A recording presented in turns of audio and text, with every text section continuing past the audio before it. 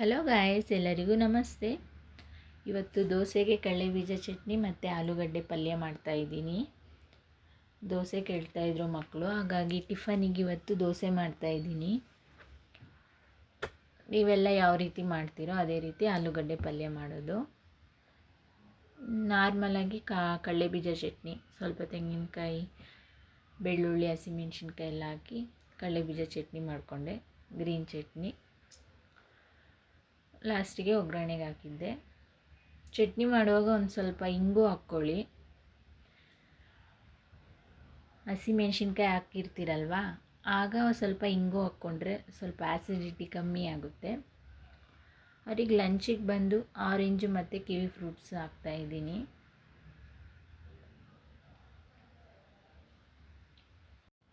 ಒಂದೊಂದು ಸಲ ಏನು ಟಿಫನ್ ಮಾಡೋದು ಅಂತ ಗೊತ್ತೇ ಆಗಲ್ಲ, ಯಾಕಂದರೆ ಎಲ್ಲನೂ ಮಾಡಿರ್ತೀರಿ, ಮತ್ತು ಅದನ್ನೇ ರಿಪೀಟ್ ಮಾಡ್ತಾ ಹೋಗಬೇಕು.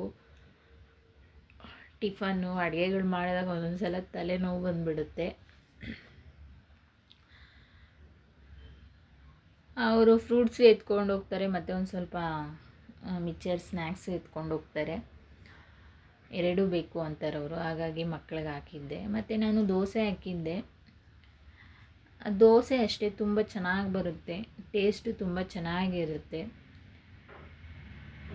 ನಾವು ದೋಸೆ ಹಿಟ್ಟಿಗೆ ಹಾಕ್ತಿರಲ್ಲ, ನಾನು ಬಂದು ಡಿಪೋ ಅಕ್ಕಿನೇ ಹಾಕೋದು. ಡಿಪೋ ಅಕ್ಕಿ, ಕಡಲೆಬೇಳೆ, ಜೀರಿಗೆ, ಉದ್ದಿನಬೇಳೆ, ಒಂದು ಸ್ವಲ್ಪ ಕುಶ್ಲಕ್ಕಿ, ಒಂದು ಸ್ವಲ್ಪ ಅನ್ನ ಹಾಕ್ತೀನಿ. ಇಡ್ಲಿಗಾದರೆ ಅವಲಕ್ಕಿ ಸೇರಿಸ್ತೀನಿ. ದೋಸೆ ಹಿಟ್ಟು ಅಷ್ಟೇ ತುಂಬ ಚೆನ್ನಾಗಿ ಬಂದಿತ್ತು, ಟೇಸ್ಟು ಅದೇ ರೀತಿ ಇರುತ್ತೆ. ಅವ್ರಿಗೆ ಬಾಕ್ಸಿಗೆ ಚಟ್ನಿ ಮತ್ತು ಪಲ್ಯ. ದೋಸೆ ಬಂದು ಅವರಿಗೆ ನಾನು ತುಪ್ಪದ ದೋಸೆ ಹಾಕ್ಕೊಟ್ಟೆ. ತುಪ್ಪದ ದೋಸೆ ಆದರೆ ಇಷ್ಟಪಟ್ಟು ತಿಂತಾರೆ ಮಕ್ಕಳು. ಬೇಗ ವ್ಯಾನ್ ಬಂದುಬಿಡುತ್ತೆ ಮಕ್ಕಳಿಗೆ. ಆಗೆಲ್ಲ ನಾನು ಸ್ಕೂಲ್ಗೆ ಹೋಗ್ಬೇಕಾದ್ರೆ ಒಂಥರ ಚೆನ್ನಾಗಿತ್ತು, ಯಾಕಂದರೆ ನಾವು ನಡ್ಕೊಂಡು ಹೋಗ್ತಾಯಿದ್ರಿ. ಗೌರ್ಮೆಂಟ್ ಸ್ಕೂಲಲ್ಲೇ ಓದಿದ್ದು ನಾನು. ನಡ್ಕೊಂಡು ಹೋಗ್ಬೇಕಾದ್ರೆ ಅಲ್ಲಲ್ಲಿ ನೆಲ್ಲಿಕಾಯಿ ಗಿಡ, ಚೇಪೆಕಾಯಿ ಗಿಡ, ಸಪೋಟ ಗಿಡ ಎಲ್ಲ ಇತ್ತು. ನಾವು ನಮ್ಮ ಫ್ರೆಂಡ್ಸ್ ಎಲ್ಲ ಅದನ್ನು ಕಿತ್ಕೊಂಡು ತಿಂದ್ಕೊಂಡು ಹೋಗ್ತಾಯಿದ್ರಿ. ಮತ್ತು ಬರಬೇಕಾದ್ರೂ ಅಷ್ಟೇ ತೋಟಗಳಿತ್ತು, ತೋಟಗಳಲ್ಲೆಲ್ಲ ಒಂಥರ ಚೆನ್ನಾಗಿತ್ತು ಆ ಲೈಫು. ಆ ಲೈಫ್ ಈಗಿಲ್ಲ, ಈಗಿನ ಮಕ್ಳಿಗೆ ಸಿಗ್ತಾನೇ ಇಲ್ಲ. ಹಾಗೆಲ್ಲ ನಾವು ಸ್ಕೂಲ್ಗೆ ಹೋಗ್ಬೇಕಂದ್ರೆ ನಾವು ನಮ್ಮ ಫ್ರೆಂಡ್ಸ್ ಅಷ್ಟೇ ಹೋಗ್ತಾಯಿದ್ರಿ. ಒಂದು 4-5 ಜನ ಮಾತಾಡಿಕೊಂಡು ನಡ್ಕೊಂಡು ಹೋಗ್ತಾಯಿದ್ರಿ. ಈಗ ಮಕ್ಕಳನ್ನ ಕಳಿಸೋದಕ್ಕೂ ಭಯ ಆಗುತ್ತೆ, ಯಾಕಂದರೆ ಈಗ ಏನೇನು ಆಗ್ತಾಯಿದೆ ಅಂತ ನಿಮಗೂ ಎಲ್ರಿಗೂ ಗೊತ್ತು. ಪಾಪ ನಾವು ಆಡಿರೋ ಆಟ ಈಗಿನ ಮಕ್ಕಳು ಆಡೋದಕ್ಕೂ ಆಗ್ತಾಯಿಲ್ಲ. ಹಾಗೆಲ್ಲ ತುಂಬ ಅಂದರೆ ತುಂಬ ಚೆನ್ನಾಗಿರ್ತಾಯಿತ್ತು, ಆ ಮೆಮೊರೀಸೇ ಬೇರೆ. ಈಗಿನ ಮಕ್ಕಳು ಎಲ್ಲೋ ಆಟ ಆಡೋಕ್ಕೂ ಹೋಗಲ್ಲ, ಅರ್ಧ ಜನ ಮಕ್ಕಳು ಫೋನಲ್ಲೇ ಮುಳುಗೋಗಿರ್ತಾರೆ. ಮತ್ತು ಹೆಣ್ಮಕ್ಳೆಲ್ಲ ಆಗೆಲ್ಲ ಕುಂಟೆಬಿಲ್ಲೆ, ಖೋಖೋ ತುಂಬ ಆಟ ಆಡ್ತಾಯಿದ್ರಿ ನಾವು. ಟಿ ವಿನೂ ಅಷ್ಟೇ ತುಂಬ ನೋಡ್ತಾ ಇರಲಿಲ್ಲ, ಹೊರಗಡೆನೇ ಆಟ ಆಡ್ಕೊತಾಯಿದ್ರಿ. ಮತ್ತು ಈಗಿನ ಪರಿಸ್ಥಿತಿ ಹಾಗೇ ಇದೆ, ಎಲ್ಲಿ ಬಿಡೋದಕ್ಕೂ ಮಕ್ಳು ಭಯ ಆಗುತ್ತೆ. ಆಗೆಲ್ಲ ತುಂಬ ಜಾಗಗಳಿತ್ತು, ಈಗ ಈ ಕಡೆ ಎಲ್ಲ ಅಷ್ಟೊಂದು ಜಾಗಗಳು ಇಲ್ಲ. ಆ ಮೈದಾನ ತುಂಬ ಇರ್ತಾಯಿತ್ತು, ಮೈದಾನದಲ್ಲಿ ಆಟ ಆಡ್ತಾಯಿದ್ರಿ. ಈಗ ಅಪರೂಪಕ್ಕೊಂದು ಮೈದಾನ ಸಿಗುತ್ತೆ ಇಲ್ಲಿ. ಒಂಥರ ಆ ಜೀವನ ಚೆನ್ನಾಗಿತ್ತು.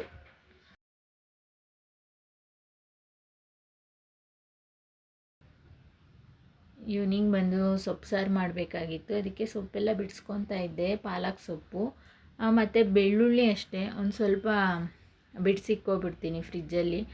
ಯಾಕಂದರೆ ಬೆಳ್ಳುಳ್ಳಿ ಆಗ ಅಡುಗೆ ಮಾಡಬೇಕು ಅಂದರೆ ಆಗೋದಾಗ ಲೇಟ್ ಆಗೋಗುತ್ತೆ. ಹಾಗಾಗಿ ಒಂದು ಸ್ವಲ್ಪ ಬೆಳ್ಳುಳ್ಳಿನೂ ಅಷ್ಟೇ ಬಿಡಿಸಿಕ್ಕೊತೀನಿ. ನೀವು ಅಷ್ಟೇ ಫ್ರೀ ಇದ್ದಾಗ ಬೆಳ್ಳುಳ್ಳಿ ಎಲ್ಲ ಬಿಡಿಸಿಕ್ಕೊಳ್ಳಿ. ಬೆಳ್ಳುಳ್ಳಿ ಶುಂಠಿ ಪೇಸ್ಟು ಮಾಡಿಕ್ಕೊಬಿಟ್ರೆ ಫ್ರಿಜ್ಜಲ್ಲಿ ನಮಗೆ ವಾರ ಪೂರ್ತಿ ಬರುತ್ತೆ. ಬೆಳಗ್ಗೆ ಎದ್ದಾಗ ಲೇಟಾದಾಗ ಮತ್ತು ಸಂಜೆ ಏನಾದರೂ ಸಾಂಬಾರಿಗೆ ಬೇಕು ಅಂದಾಗ ಮಾಡ್ಕೊಳಕ್ಕಾಗಲ್ಲ. ಆಗ ಫ್ರೀ ಇದ್ದಾಗ ಈ ಥರ ಮಾಡಿಕ್ಕೊಬಿಟ್ರೆ ಒಂದು ಸ್ವಲ್ಪ ಬೇಗ ಆಗೋಗುತ್ತೆ. ಪಾಲಕ್ ಸೊಪ್ಪಿಗೆ ಮತ್ತು ಸಬ್ಬಸಿಗೆ ಸೊಪ್ಪು ಸೇರಿಸಿ ಸೊಪ್ಪು ಸಾರು ಮಾಡಬೇಕು ನೈಟಿಗೆ, ಹಾಗಾಗಿ ಹೀಗೆ ಬಿಡಿಸಿಕ್ತಾಯಿದ್ದೀನಿ.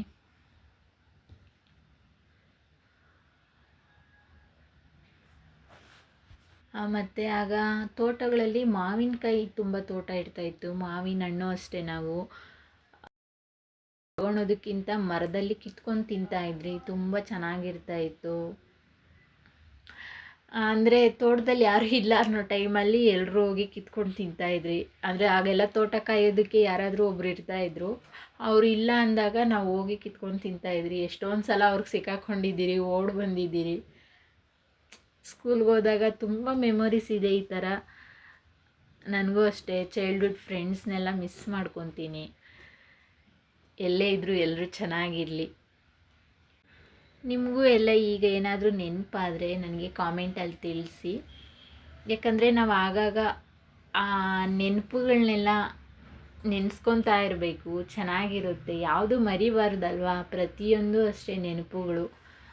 ನಾವು ಒಂದೊಂದು ಸಲ ಅದ್ರ ಬಗ್ಗೆ ಮಾತಾಡಬೇಕು. ನಮ್ಮ ಫ್ರೆಂಡ್ಸ್ ಸಿಕ್ಕಿದಾಗ ಇನ್ನೂ ಖುಷಿಯಾಗುತ್ತೆ. ಸ್ಕೂಲ್ ಫ್ರೆಂಡ್ಸು ಎಲ್ಲ ಇಷ್ಟು ಚೆನ್ನಾಗಿರುತ್ತಲ್ವ. ಆಗೆಲ್ಲ ಮಕ್ಕಳಿದ್ರಿ, ಈಗೆಲ್ಲ ದೊಡ್ಡವರಾಗಿದ್ದೀರಿ. ಈಗ ನಮಗಿಬ್ಬಿಬ್ಬರು ಮಕ್ಕಳು. ನಾನು ಹೇಳ್ತಾ ಇರ್ತೀನಿ ಮಕ್ಕಳ ಹತ್ರ ಆಗಾಗ ಸ್ಕೂಲಿನ ಬಗ್ಗೆ. ಅವರೊಂಥರ ಇಂಟ್ರೆಸ್ಟಾಗಿ ಕೇಳ್ತಾ ಇರ್ತಾರೆ. ನಾವು ಮಕ್ಕಳ ಹತ್ರನೂ ಅಷ್ಟೇ ಹಂಚ್ಕೋಬೇಕು. ಯಾಕಂದರೆ ನಾವು ಸ್ಕೂಲ್ಗೆ ಹೋಗಿದ್ದು, ಏನು ಓದ್ತಾಯಿದ್ರು, ಹೆಂಗಿತ್ತು ಆಗ ನಮ್ಮ ಜೀವನ ಅಂತ ಆ ಮಕ್ಳಿಗೂ ಹೇಳ್ತಾ ಇರಬೇಕು. ಈಗಿನ ಜೀವನ ಮಕ್ಳಿಗೆ ಬೇರೆ. ಪಾಪ ಅವ್ರಿಗೆ ಅನ್ನಿಸ್ತಾ ಇರುತ್ತೆ, ನಮಗೂ ಆ ಥರ ಇರಬೇಕಲ್ವಾ, ನಾವು ನಡ್ಕೊಂಡು ಹೋಗಬೇಕು. ಈಗ ನೋಡಿದ್ರೆ ಎಲ್ಲೂ ಚೇಪೆಕಾಯಿ ಗಿಡಗಳು ಇಲ್ಲ, ಸಪೋಟ ಗಿಡ ಅಂದರೆ ಇದೇ ಅಲ್ಲಲ್ಲಿ ರೇರು. ಈಗೆಲ್ಲೂ ಮಕ್ಕಳಂತೂ ಕಿತ್ಕೊಳೋದಕ್ಕೂ ಆಗಲ್ಲ ಗಿಡದಲ್ಲಿ. ಮನೆ ಮುಂದೆ ಜಾಗ ಇದ್ದು ಮನೆ ಮುಂದೆ ಹಾಕ್ಕೊಂಡ್ರೆ ಪರವಾಗಿಲ್ಲ. ಈಗೆಲ್ಲ ಮನೆ ಮುಂದೆನೂ ಜಾಗ ಇರಲ್ಲ, ಅಷ್ಟೊಂದು ಗಿಡಗಳನ್ನ ಹಾಕೋದಕ್ಕೂ ಆಗ್ತಾಯಿಲ್ಲ. ನನಗೂ ಅಷ್ಟೇ ಗಿಡಗಳಂದರೆ ತುಂಬ ಇಷ್ಟ. ನಾವು ಮೇಲೆ ಇರೋದಕ್ಕೆ ತುಂಬ ಗಿಡಗಳನ್ನೆಲ್ಲ ಹಾಕೋದಕ್ಕಾಗಲ್ಲ. ಆದಷ್ಟು ಫಾಟಲ್ಲಿ ಮೇಂಟೈನ್ ಮಾಡೋಕ್ಕಾಗಲ್ಲ. ದೊಡ್ಡ ದೊಡ್ಡ ಗಿಡಗಳನ್ನ ಕಷ್ಟ ಆಗುತ್ತೆ. ಮತ್ತು ಜಾಗನೂ ಬೇಕು, ಜಾಗನೂ ಅಷ್ಟೊಂದಿಲ್ಲ. ಇರೋ ಜಾಗದಲ್ಲೇ ನಾನು ಇಷ್ಟೊಂದು ಗಿಡಗಳನ್ನ ಹಾಕ್ಕೊಂಡಿದ್ದೀನಿ. ಇದನ್ನು ಅಷ್ಟೇ ಮೇಂಟೈನ್ ಮಾಡಬೇಕು. ಏನಾದರೂ ಒಂದಿನ 2 ದಿನ ಏನಾದರೂ ಆ ಗಿಡಗಳು ನಾವು ನೋಡ್ಕೊಂಡಿಲ್ಲ ಅಂದರೆ ಗಿಡ ಒಣಗೋಗೋದು, ಇನ್ನೊಂದು ಹುಳ ಬೀಳೋದು ಎಲೆಗಳಿಗೆಲ್ಲ.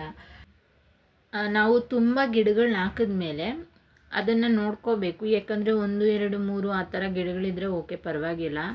ನಾವು ತುಂಬ ಒಂದು 50, 100 ಆ ಥರ ಗಿಡಗಳನ್ನ ಹಾಕಿದಾಗ ಏನಂದರೆ ಆ ಗಿಡಗಳ ಹತ್ರ ನಾವು ಇರಲೇಬೇಕಾಗುತ್ತೆ. ಸುಮ್ಮನೆ ಗಿಡ ಹಾಕ್ಬಿಟ್ಟು ಬಿಟ್ಬಿಟ್ರೆ ಅದು ಬರಲ್ಲ. ಯಾಕಂದರೆ ಗಿಡಕ್ಕೆ ತುಂಬ ಆರೈಕೆ ಮಾಡಬೇಕು. ಯಾವುದಾದ್ರೂ ಸರಿ, ಗಿಡಗಳು ಆರೈಕೆ ಮಾಡಿದ್ರೆ ಮಾತ್ರ ಗಿಡಗಳು ಚೆನ್ನಾಗಿ ಬರುತ್ತೆ, ಇಲ್ಲಾಂದರೆ ಒಣಗೋಗುತ್ತೆ. ಡೈಲಿ ನ್ಯೂಸ್ ಪೇಪರ್ ಒಂದು ಸ್ವಲ್ಪ ಹೊತ್ತು ಓದ್ತೀನಿ. ಮತ್ತು 1-2 ಸಾಲುಗಳು ಹೇಳ್ತೀನಿ. ಗುರಿ ಇಲ್ಲದಿದ್ದರೆ ದಾರಿಯೂ ಕಾಣುವುದಿಲ್ಲ. ಹೌದು, ನಮಗೆ ಅಂತ ಯಾವುದಾದ್ರೂ ಗುರಿ ಇಟ್ಕೋಬೇಕು ನಾವು.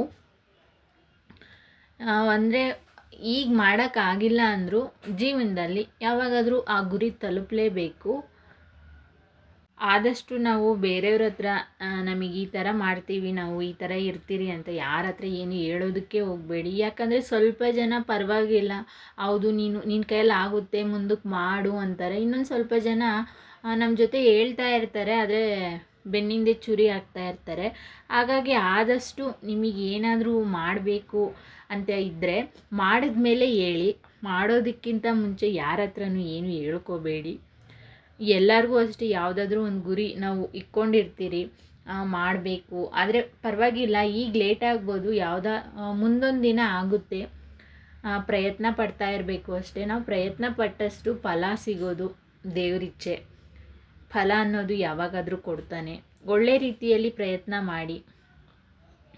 ಮತ್ತು ಆನಿಯನ್ ದೋಸೆ ಆಗ್ತಾಯಿದೆ. ದೋಸೆ ಹಿಟ್ಟಾಕ್ಬಿಟ್ಟು, ಅಂದರೆ ತುಂಬ ಮಸಾಲೆ ದೋಸೆ ಥರ ಎಳಿಬೇಡಿ, ಸೆಟ್ ದೋಸೆ ಥರ ಹಾಕ್ಕೊಂಡು ಅದ್ರ ಮೇಲೆ ಸಣ್ಣ ಸಣ್ಣದಾಗಿ ಆನಿಯನ್ ಕಟ್ ಮಾಡಿಕೊಳ್ಳಿ.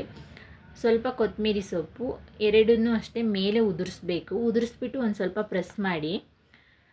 ಈರುಳ್ಳಿ ದೋಸೆ ಅಷ್ಟೇ ತುಂಬ ಚೆನ್ನಾಗಿರುತ್ತೆ. ನಿಮಗೆ ಬೇಕು ಅಂದರೆ ತುಪ್ಪ ಹಾಕ್ಕೋಬೋದು, ಇಲ್ಲಾಂದರೆ ಎಣ್ಣೆನೇ ಹಾಕ್ಕೋಬೋದು.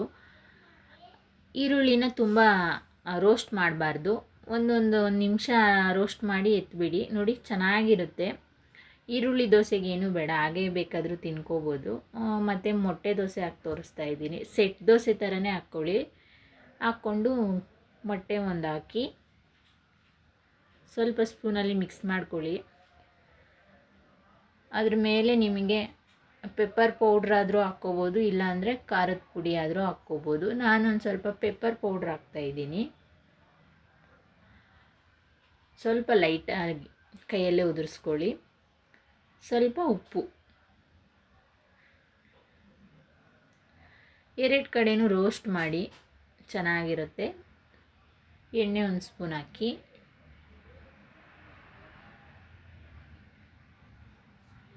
ರೋಸ್ಟ್ ಮಾಡ್ಕೊಳ್ಳಿ ಆ ಕಡೆ ಈ ಕಡೆ. ನಾವು ದೋಸೆ ಹಿಟ್ಟು ಮಾಡಿದಾಗ ಮಸಾಲೆ ದೋಸೆ ಹಾಕ್ಕೋಬೋದು, ಸೆಟ್ ದೋಸೆ ಹಾಕ್ಕೋಬೋದು, ಆಮ್ಲೆಟ್ ದೋಸೆ ಹಾಕ್ಕೋಬೋದು, ಆನಿಯನ್ ದೋಸೆ ಹಾಕ್ಕೋಬೋದು, ಯಾವುದಾದ್ರೂ ಹಾಕ್ಕೋಬೋದು. ಮತ್ತು ಸೆಟ್ ದೋಸೆಗೆ, ಆನಿಯನ್ ದೋಸೆಗೆ ಇದಕ್ಕೆಲ್ಲ ವೆಜಿಟೇಬಲ್ ಕುರ್ಮಾ ಮಾಡಿ ಚೆನ್ನಾಗಿರುತ್ತೆ.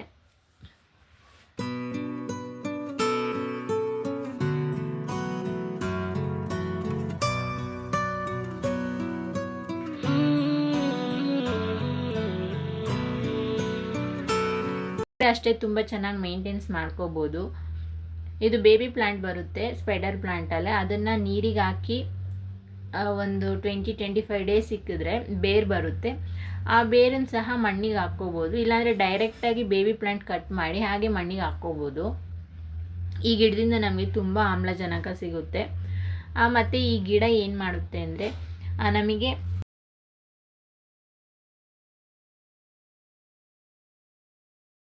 ಹಾಗಾಗಿ ಒಳಗಡೆ ಈ ಗಿಡ ನಿಕ್ಕೋಬೋದು, ಇಲ್ಲಾಂದರೆ ಬಾಲ್ಕನಿಯಲ್ಲೂ ಸಹ ಇಡ್ಬೋದು ಈ ಗಿಡನ. ಅದು ತುಂಬ ಚೆನ್ನಾಗಿ ಬರುತ್ತೆ. ತುಂಬ ಬಿಸಿಲಲ್ಲಿ ಇಡಬಾರ್ದು, ಎಲೆಗಳೆಲ್ಲ ಕಲರ್ ಚೇಂಜ್ ಆಗಿಬಿಡುತ್ತೆ ಬಿಸಿಲಲ್ಲಿ ಇಟ್ಟರೆ ಈ ಗಿಡ.